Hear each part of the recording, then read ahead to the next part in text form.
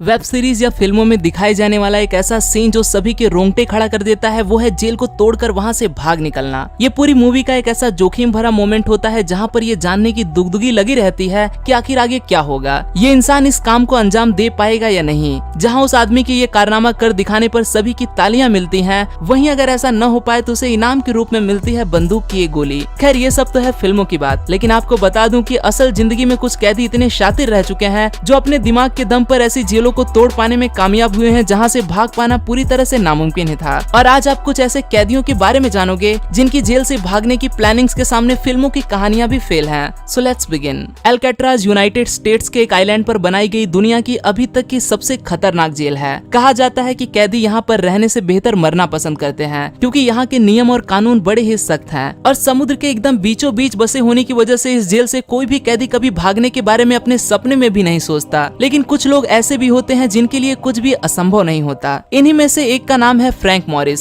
इनकी गिनती अमेरिका के सबसे शातिर क्रिमिनल्स के बीच की जाती है। कहा जाता है कि फ्रैंक का आईक्यू यानी कि इंटेलिजेंस क्वोशिएंट दुनिया में मौजूद गिने चुने 2% लोगों में शामिल है जिनका दिमाग औरों से कुछ ज्यादा ही चलता है और इसने अपने दिमाग के दम पर वही कर दिखाया जो आज तक न कभी किसी ने किया था और शायद ही कभी न कोई कर पाएगा। ये इस जेल को तोड़ यहाँ से भाग निकलता है। इसके लिए इसने अपनी 2 साथी कैदियों की भी मदद ली। इस पूरे प्लान का मास्टरमाइंड फ्रैंक मॉरिस ही था। उसने ड्रिल्स की कुछ बिट्स को इकट्ठा करना शुरू कर दिया। इसी के साथ इन्होंने जेल से एक वैक्यूम क्लीनर को भी चुरा लिया। अब इन सभी सामान से जेल को कैसे तोड़ा जाए ये बात तो सिर्फ और सिर्फ फ्रैंक जैसा तेज दिमाग ही जानता था। उसने वैक्यूम क्लीनर और उस बीट्स को जोड़कर दीवार में छेद करने वाली एक मशीन तैयार कर डाली। यहाँ तक कि उन्होंने अपनी जैसे शक्ल के दिखने वाले नकली चेहरे भी तैयार किए और फिर दीवार को तोड़ना शुरू कर दिया। पर जब वो इससे दीवार में छेद करने लगते थे तो काफी तेज आवाज आया करती थी जिसकी वजह से उसने अपने प्लान में थोड़ा बदलाव किया। अब वो इस ड्रिल का इस्तेमाल तभी करते थे जब वहाँ पर काफी शोर हुआ करता था और पूरे 6 महीने लगातार इन्होंने दीवार में छेद कर डाला। अब गार्ड्स की नजर इस छेद पर ना पड़े इसीलिए इन्होंने वहाँ पर एक कच्ची सी नकली दीवार बना डाली और उसके बाद अपने निर्धारित दिन पर ये तीनों उस कच्ची दीवार को तोड़ वहाँ से भाग निकले, जिसके बाद से आज तक इन तीनों का कोई सबूत या निशान किसी को भी नहीं मिला। कुछ लोगों का कहना है कि ये तीनों उस समुद्र को पार करते हुए रास्ते में ही कहीं मर गए होंगे क्योंकि इतने बड़े समुद्र को तैर कर पार करना नामुमकिन है। तो वहीं कुछ लोगों का ऐसा दावा है कि उन्होंने इन तीनों को भेस बदल कर दूसरी जगहों पर रहते देखा है। अब सच क्या है ये तो कोई नहीं जानता, लेकिन जो जेल में बिना किसी साजो सामान में एक वैक्यूम क्लीनर की मदद से ड्रिल मशीन तैयार कर सकते हैं उनके लिए समुद्र को पार करना तो एक छोटी सी बात है। हो सकता है इन्होंने उसका भी कुछ बंदोबस्त करके रखा हो। चलिए अब एक नजर डालते हैं 25 साल के एक ऐसे कैदी पर जिसका दिमाग उसकी उम्र से काफी तेज चलता था।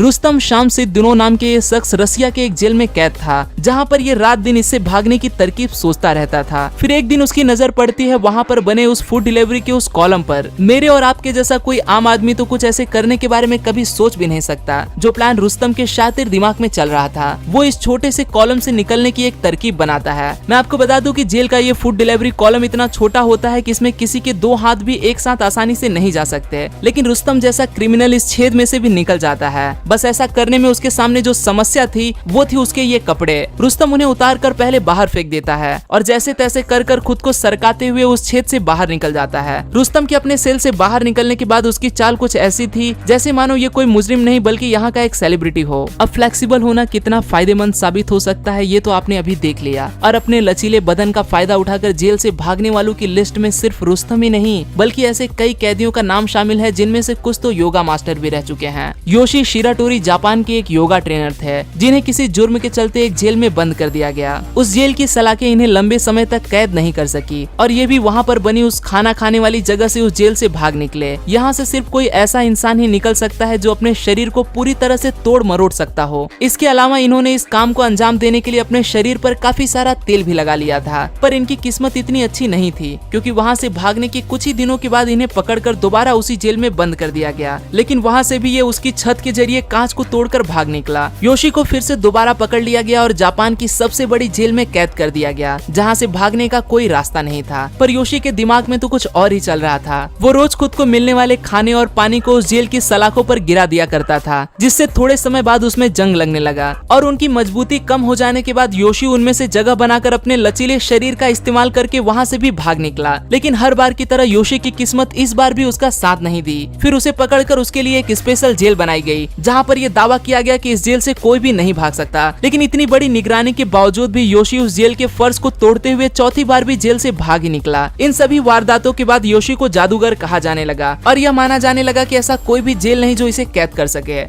तो दोस्तों कैसा लगा आपको ये वीडियो अच्छा लगा तो इसे लाइक करना ना भूलें और आप इस वीडियो के बारे में क्या सोचते हैं मुझे कमेंट करके जरूर बताएं। चैनल पर नए हो तो इसे सब्सक्राइब करना ना भूलें। फिर मिलूंगा दोस्तों एक नए वीडियो के साथ में, तब तक के लिए नमस्कार।